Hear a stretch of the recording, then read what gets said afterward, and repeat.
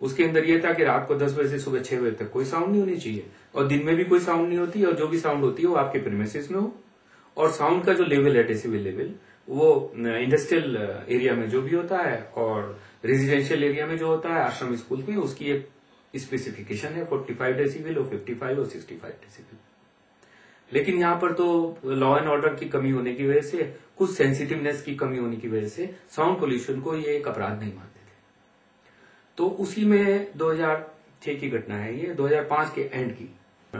District magistrate थे mister Maheshwari, और sound pollution के लिए सुना नहीं जा रहा था, पुलिस कुछ काम नहीं करती थी। तब एक 10 दिन का अनशन गुरुदेव ने किया था। अच्छा, वो अनशन चला था।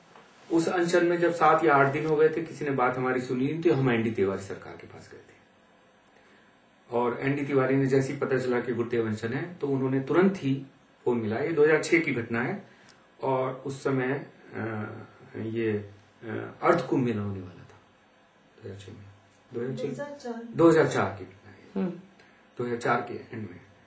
तो उन्होंने तुरंत रिएक्ट किया। उन्होंने कहा, महाराज मैं आपका सेवक बोल रहा हूँ, बताइए क्या बात है। उन्होंने कहा यही बात है। अगले दिन तुरंत डिस्ट्रिक्ट मजिस्ट्रेट आए, बात हमारी सुनी गई और वांछन समाप्त हुआ। तो हमेशा सत्य का सम्मान किया एनडी तिवारी ने, सत्याग्रह का सम्मान किया एनडी तिवारी ने। तो एक तो आपको ये मैंने बताई थी कि किस तरह से कोश्यारी ने चैलेंज किया, कोश्यारी की सरकार चली गई। उसके बाद कोश्यारी ने बहुत ही कोशिश करी मुख्यमंत्री बनने की, कोश्यारी मुख्यमंत्री नहीं बन पाया। 2007 से जितने घटनाक्रम है, ये सारे अटेम्प्ट टू मर्डर है। कैसे? स्वामी निगमानंद सरस्वती का जो अनशन शुरू हुआ 2008 के अंदर, जो अनशन शुरू हुआ, जनवरी से वो चल रहा था अनशन, और 30 मार्च तक चला है। फरवरी, मार्च, 20 जनवरी से चला और 30 मार्च को 1 अप्रैल को टूटा था। तो कोई भी इसका एक्सप्लेनेशन किसी भी सरकार, किसी भी व्यक्ति, किसी भी एडमिनिस्ट्रेशन ऑफिसर के पास नहीं है कि क्यों 69 डेज तक एक अनशनकर्ता को यह नहीं बताया गया कि तुम्हारी मांगे गलत हैं। अजीतपुर, मिसरपुर तो इस क्षेत्र में है ही नहीं। ये बताना तो एक बड़ा आसान काम था। जैसे ही नोटिस मिलता है सत्याग्रह का कि मैं करने जा रहा हूं, इसका मतलब उसको देखना है, इसकी डिमांड है। अजीतपुर, मिसरपुर इसमें नहीं है, नक्शा निकालो, नक्शे में है या नहीं। ये बात उसे तुरंत बतानी चाहिए। ये बात बताने के लिए खंडूरी सरकार मुझे फोन करती है, क्या हुआ? क्योंकि उसका कारण क्या था कि इन्होंने एक ये जब देखा कि मातृ सदन कभी झुकता नहीं है और ये सत्य के लिए इतने ज्यादा अडिग तपस्वी हैं कि हमें इनकी बात सुननी पड़ेगी, तब इनके पास कोई चारा नहीं बचा।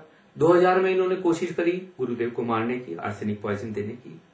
2007 में जब इन्होंने मातृ सदन की प्रकृति को जाना, तब इन्होंने सोचा कि इग्नोर कर दिया जाए, संत को मरने दिया जाए, जब संत मर जाएंगे तो देखी जाएगी, और नहीं भी मरा तो जो इस लायक हो जाएंगे बिल्कुल खत्म, तो वो जाके हॉस्पिटल में भर्ती कर देंगे। ये स्ट्रेटेजी लेके चले थे।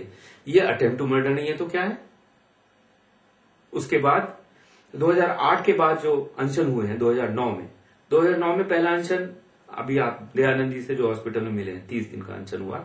25 दिन के अनशन के बाद में उसने पानी लेना बंद कर दिया। उसने कहा कि क्या निगमानंद के अनशन में जब गवर्नमेंट 69 डेज में आती है तो मुझे इतना लंबा अनशन करने की क्या जरूरत है? मैं अभी पानी नहीं पीऊंगा।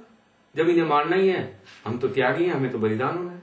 और उसके बाद कमिश्नर ने ऑर्डर किया, उसको बंद कर दिया, अजीतपुर मिसरपुर घाट बंद कर दिया जाए। स्टेट पे ऑर्डर है, 2 लाइन का ऑर्डर है, आप देख लीजिए। उसके बाद ये घटनाक्रम होती है। एक स्टोन क्रेशर वाला हाई कोर्ट जाता है, इनकी मिली भगत होती है कमिश्नर डिस्ट्रिक्ट मजिस्ट्रेट के साथ में। एक रिपोर्ट तैयार की जाती है। रिपोर्ट में आता है कि 5 फीट ऊंचा पत्थर गंगा में आके जमा हो जाता है हर साल बरसात में, और खासकर मिसरपुर अजीतपुर एरिया में जो आ जाता है, वो इतना पत्थर और बजरी रेत आ जाती है कि वो 5 फीट ऊंची हाइट तक पहुंच जाती है। अगर उसको खनन को नहीं हटाया गया तो बाढ़ आने की संभावना है। ये रिपोर्ट डिस्ट्रिक्ट मजिस्ट्रेट ने अपने 3 ऑफिसर्स के साथ तैयार की। इसलिए खनन की संतुष्टि होनी चाहिए। इस रिपोर्ट को लगा के हिमालय स्टोन क्रेशर वाले, उन्होंने अपने आप को पेटिशनर दिखाया। उसने अपने आप को, वो पेटिशनर हुआ और उसने अपने आप को बताया कि मैं लाइसेंसी होल्डर हूं गंगा में फ्रॉड करके लाइसेंसी होल्डर दिखाकर कमिश्नर और डिस्ट्रिक्ट मजिस्ट्रेट ने मिलकर एक कंकॉक्टेड रिपोर्ट बनाई और जज के सामने पेश किया कि साहब मैं खनन करता था, ये कमिश्नर के ऑर्डर हुए हैं, लेकिन ये जो जांच कमेटी ये कहती है इतना खनन मटेरियल आता है और मेरा नुकसान हो रहा है, मुझे खनन करने की परमिशन दी जाए। उस हाईकोर्ट की रिपोर्ट में लिखा हुआ है कि एडिशनल काउंसलर ने अपने एडवाइजर से पूछा क्या इस खनन की रिपोर्ट के बारे में कमेंट क्या है, तो उन्होंने कहा ये खनन की रिपोर्ट मुझे समझ में नहीं आ रही है और ऐसा लगता है कि आप कमिश्नर से दोबारा इसकी हाई लेवल जांच हो, हाई लेवल कमेटी बैठे, उसके बाद डिसाइड किए कि ये कमिश्नर के ऊपर छोड़ दिया कि लाइसेंसी होल्डर को, जो कि हिमालय स्टोन क्रशर है, वो खनन करने की अनुमति दे सकता है। जब हमने पूछा लाइसेंसी होल्डर है